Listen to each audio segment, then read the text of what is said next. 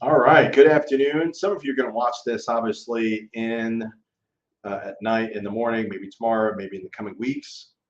And we're going to talk about inventory growth this week. We're going to talk about are the properties in the villages, is the villages becoming unaffordable? Like that's been a question. A lot of people are bringing that up. What's going on. Also, want to address the elephant in the room, like a real thing. And I think a lot of times, agents, realtors don't bring this up. And I think what's really important to bring up right now is a little bit of desperation on the seller side, but I'm going to dive deeper into what that means. Also going to talk about buyers. We're going to talk about buyer fear and talk about the opportunities buyers have and the opportunities sellers have at this moment. So we're going to talk about all of that today and love to hear what you're thinking as well. As always, thank you for the responses that many of you provide. Please like. If you don't like it, then don't do anything. If you do like the video, then obviously smash on the like button. That would be great. And please subscribe to our channel so you can get updates. And what's interesting about what's happened over the last couple of years is that there's subtle changes that have happened in the marketplace. And this week is no exception. I'm talking to a lot of people around the country, a lot of our agents here at Realty Executives in the Villages. We're located on 466, just off of Buena Vista. And, we hear all the time what they're going through. And a couple of things I have to address. Number one, there are still people that are buying. Like there's this, it's interesting. Sometimes we go through this perception that everybody is buying. That's what the story was last year. And now we've gone to the story of, okay, nobody's buying, but really it's not the case. And let me share with you, I think things, honestly looking at things and sharing what we're really seeing, I think is really important. So, look, there's 238. So first of all, that's a rise. So if you're following the channel, there's a rise in inventory over the last week. We had for about a week and a half to 2 weeks, we saw a little bit of a drop in inventory. Now we're up to 238. I think it's the largest we've seen in a while. But, still historically low as far as inventory. Reminder that we were at 451 properties on the market probably about 18 months ago or so. And then obviously we saw a sharp decrease in inventory. Now we've seen a sharp increase in inventory over the last 3 to 4 months. So when that happens, it does tend to scare people, like quick on and off, and people freak out. It's very much like the stock market. It's very much like a lot of the investments that we're looking around. So we're also noticing sellers that are a little bit, we're getting some desperate sellers. And what I mean by that is that I think either we haven't done a good enough job. I'm going to actually blame us as an industry. We haven't done a good enough job at explaining what is happening in the marketplace. In other words, we're not in the same market that we saw back in March, early March. We're not in 2008 either. But we are seeing first of all, we're seeing about 30 to 40% less buyers in the marketplace right now. Part of that is interest rate. Part of that is what's happened to the stock market. Part of that is it's July and it's darn hot here in Florida. So that's all part of it. And I'm noticing that in like the literally hot markets of like the Southwest and Texas, there's some slowdowns. If you want to chime in on that, I'd be happy to hear what you're seeing in your marketplace. But yeah, I mean that's kind of what we're seeing. A lot of people are on vacation right now. So there's some of that. I think there's like all of the above are the reasons why we're seeing less, activity out in the marketplace. So what I want to show you is, let's look at the affordability factor, okay? I want to really look at the affordability factor because what we're really seeing is we're seeing some price drops here. We're seeing some differences in the marketplace. So I don't know if you guys remember, but for the folks that have watched this, and you may want to watch some of the past videos, but I'll give you a little bit of a summary that we saw, the under $300,000 price range was really sparse. Like there was hardly any properties out there that were actually, I'm going to blow this up a little bit so you actually see it a little bit better. one of the things that we did see was we did see less properties that were under 300,000. So under 300,000, and I'll just give you the rundown, then I'll blow it up for you so you can see it a little bit better, is we're seeing now more than 25 properties. In fact, the exact number is 27 properties that are under 300,000. One property on Ingleside, which I think is a real deal, by the way. You should look at that one. So I'm familiar with that one. At 300,000, so 28 properties at 300,000 and below. I think we've gotten more affordable. There's a time 3-4 months ago where I would tell you, you know what? Yes, I'd say things have gotten out of control, and the affordability factor was not necessarily there.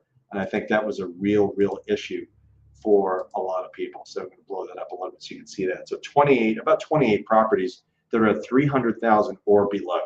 I think that is very helpful. Some of those properties obviously are manufactured homes, but we're also seeing some single family homes. And I will tell you that I think for the people that, if you really want to buy, if you want to buy in the next 3 to 5 months, if you want to wait, if you've got a long-term plan, long-term range plan, you can move next year, 2 years down the road, I would wait. I think it's okay to wait and see what happens.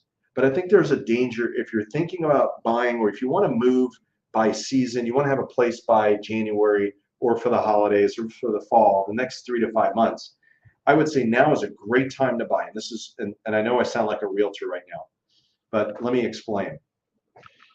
Right now, what we're seeing is we're seeing sellers that are getting antsy. A lot of sellers, and I'm hearing this, like this is something I'm hearing from around the country and locally, not just the villages, but pretty much everywhere, where sellers have gotten accustomed to not only pushing the ceiling on price, but also seeing homes sell with multiple offers, having people lined up, 3, 4, 5 people ready to buy, and getting 10, 15 showings and 30 people at open house, and selling in 3 to 4 days. Like, remember this, days on market, and we're going to look at days on market probably about 30 days because I don't think it's representative yet.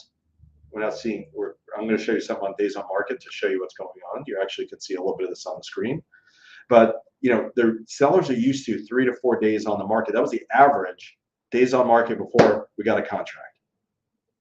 And we saw agents that were saying, oh, we got over list price. And I think I'm into people bragging. I think it was a lot of that going on. But the point here is now as a buyer, you've got more to choose from. So think about this. You go to the store and you've got all of a sudden, let's take the toilet paper example. And I'm thinking of toilet paper because I'm thinking, no, COVID, like no toilet paper. Now there's like 3 aisles of toilet paper. And you're seeing all this toilet paper. It's like, wait a second, I can get a really good deal. It's like, I don't need toilet paper anymore. So, you're not going to buy. So that's kind of what's happening right now. It's like there's a lot more inventory. So people are like, well, I can wait. There's no rush. So they walk away and they come back and like, oh, there's still a ton of toilet paper. So I don't have to buy anything. And that's what's happening. But the reality is the opportunity is that the store, let's say you go into Publix, you go into one of the local grocery stores, and you say, oh my gosh, all this toilet paper, you can probably negotiate a really good price for the toilet paper because it's taking up all this room. That's what's happening in real estate right now, specifically in the villages. So when we try to answer the question of affordability, I think it's not as affordable as what it was maybe 2 years ago before the appreciation took hold. But it's definitely more affordable than what it was 3 months ago when we saw peak pricing. Patio villas going for 330 plus, 330 to 335, which we're like, oh my gosh, 2 years ago it might have been 180. Now we're looking at a different scenario where sellers are willing to work, especially the most motivated sellers. And we're talking about sellers that they've got to sell, they've got a timeline. For the people that don't have to move, well, they don't have to move, they won't sell. Or they can wait. We're not talking about those people, but those desperate sellers that are out there for whatever reason. And maybe it's going to be a probate sale. Maybe it's an estate sale. It's, unfortunately people that pass away, they've moved on, or they've got a real need to move. Those people are like, I need to sell. Those people are moving the price down. It's not a blame. It's not like, oh my gosh, go get it's not pitchforks, not any of that. It's just nature. It's just the natural course of real estate. So we're really seeing a lot of that. Okay, seeing price reductions. We're going to look at that in a minute. Let me show you that. I'm going to show you price reductions, but I'm also going to show you days on market.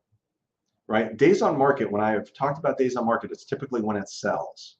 But now days on market, what we've got to look at is we've got to look at days on market with active properties, because guess what? That's going to be the future number that we're going to be using. So now when we organize this by days on market, we look at the under 300,000 mark. We're seeing numbers that we haven't seen in 2 years, which isn't necessarily a bad thing. I'm not predicting doom and gloom, because this is more normal. This was actually still below normal. In other words, back in the day, 2 years ago, 2018, 2019, and before, our days on market was typically, Marion County, typically, 65, 70 days on the average. Sumter County, Lake County would be closer to, 30 to 45 days on the average. Now we're seeing more normal numbers. So in other words, look at this. I mean, even, in the Lake County section of the Villages manufactured homes, 17, 21, 25, 30, we're looking at, 98 days in one case, 50 days, 42 days. And if we look at let's look at the under 400. Now we're going to go up. We're looking at much longer, 37, 57, 34 days, 79 days, 66, 58. I'm giving you some of the numbers randomly. And then, some 7, 3, 6, 44, 58. These are homes that are staying on the market for quite a while. Now, quite a while compared to what we saw 30 days ago, 90 days ago rather, but very normal back to 2-3 years ago and before. Now I'm looking at the under 400 mark, and you're looking at over, let's see how many properties. You're talking about over 120, it looks like about 117 properties that are going to be, actually less than that, exactly 111 properties that are under 400,000. I think that's a great deal for our community, right? Our community of the Villages, with all the lifestyle and what it provides, is super affordable.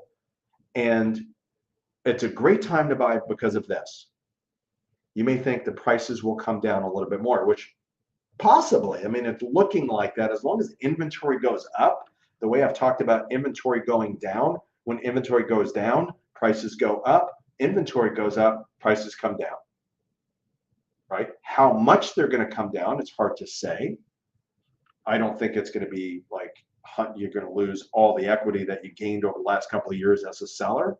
But as a seller, I think it'd be smart to sell, because the prices are still off the peak, but they're the least amount off the peak that you're going to see probably for a while. Like, I don't think we're going back to that peak number, whatever that may be for you.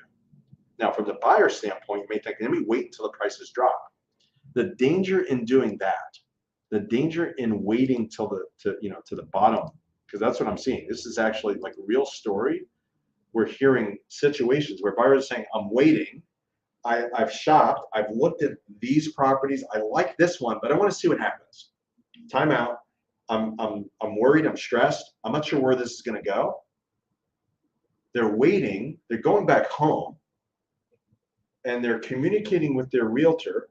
This is a real story. I'm telling you, this is a real story. And then that home sells because it was a really nice home and it was priced okay, maybe a little bit higher than it should have been.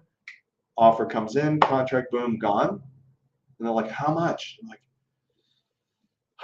how much was it? Like, and there's a little bit of missing out, like, man, like FOMO, like, gosh, maybe I should have bought that.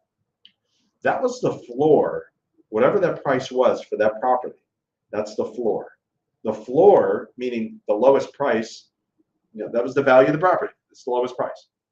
Problem is, you never can decide, where, by the time you figure out where the bottom is, it's already past the bottom, and now you're looking at the upside. Just like from this flip side, we saw this 90 days ago.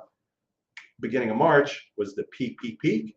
Nobody could have timed that. I mean, you can kind of tell, but you didn't know, okay, this is the time, the moment, sell now. People missed the peak from the seller standpoint. Now it's on the opposite side of that mountain.